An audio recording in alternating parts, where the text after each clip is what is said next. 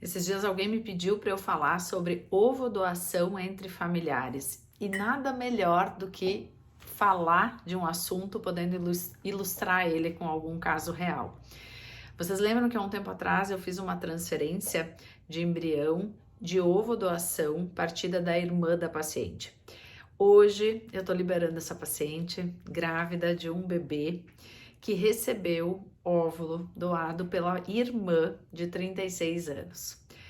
Esse caso, ele ilustra tantas coisas, eu posso falar tantas coisas nesse caso, que talvez esse vídeo fique um pouquinho longo. Mas o que eu quero trazer? A ovodoação entre familiares é permitida no Brasil desde junho de 2021, depois a assinatura da última resolução do Conselho Federal de Medicina. E quando veio essa nova normativa autorizando a ovodoação entre familiares, teve uma grande repercussão no meio médico e da parte, inclusive, da parte da psicologia.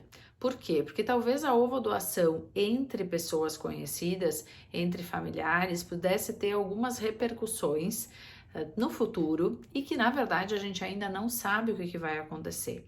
Isso pode ter inúmeros desdobramentos. Naquele primeiro momento, eu confesso para vocês que, na minha visão, aquilo poderia ser mais danoso do que proveitoso. Claro que o ser humano tem uma tendência a se adaptar a tudo que vai acontecendo, as mudanças, e a gente sempre consegue, né? A gente tem uma flexibilidade e isso faz parte da natureza humana para a gente se proteger, se defender e conseguir sobreviver, que a gente consegue se adaptar às mudanças que vão surgindo. Mas hoje eu entendo a ovodoação entre familiares, obviamente, com algumas situações a serem esclarecidas, mas eu entendo como sendo realmente uma possibilidade e que deve ser estudada e que para casos específicos, para situações específicas, para famílias bem estruturadas, talvez possa ser realmente uma boa alternativa. Essa paciente, então, a minha paciente, está comigo desde os 35 anos dela, hoje ela está com 39 anos, e a gente começou então no processo de tratar a infertilidade, que originalmente era uma infertilidade masculina. Essa paciente chegou a fazer 3 ciclos de fertilização in vitro comigo, inclusive com análise genética dos embriões, e não conseguiu engravidar. Tudo que ela conseguiu em 3 estimulações e 4 ou 5 transferências foi uma gestação com aborto e uma gestação bioquímica. Agora, com 39 anos, ela vinha se preparando então para receber ou óvulo doado ou embrião doado.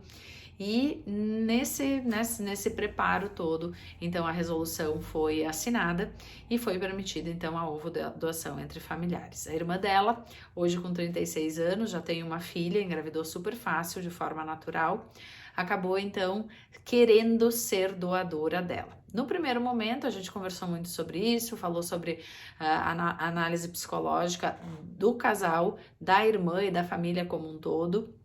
Elas fizeram isso e acabaram então vindo então para a coleta. A gente tirou 9 óvulos maduros da irmã com 36 anos e acabamos o tratamento com 4 blastocistos e a gente fez então a transferência num ciclo natural da minha paciente de 1 blastocisto.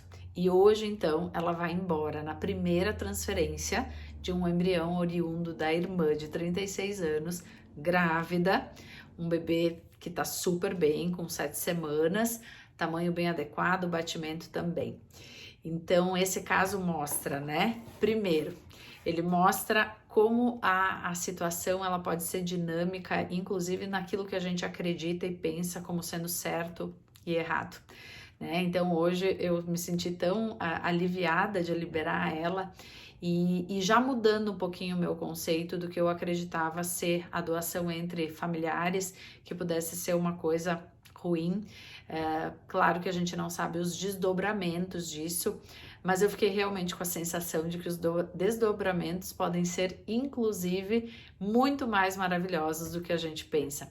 Sabe em quem eu pensei? Eu pensei na mãe dessas duas.